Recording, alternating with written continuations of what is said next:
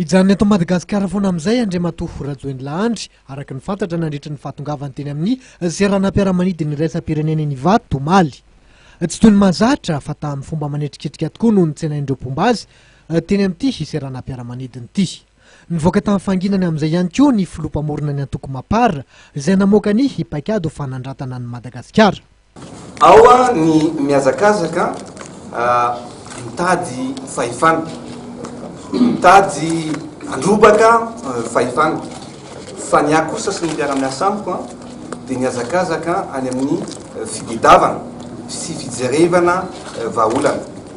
Ankehitriny dia ataoko fa feno izay pepety ary mbola manomboka hatrany ihany koa ny fienonany vahoaka malagasy manontolo dia misy fotoana itenenana ka tonga ny fotoana itenenana sy zoroana ary indrindra androsoana ny vahaolana ho an'ny vahoaka malagasy ho an'ny fiainana. Mieritreritra ny karakara valan-dresaka amin'ny vatana amin'ny vahoaka malagasy Andry Rajoelina amin'ny faran'ity herinandro ity ahafahany milaza bebe koa ny mombamomba ny paik'ady ho fanandratana ny Madagasikara zay.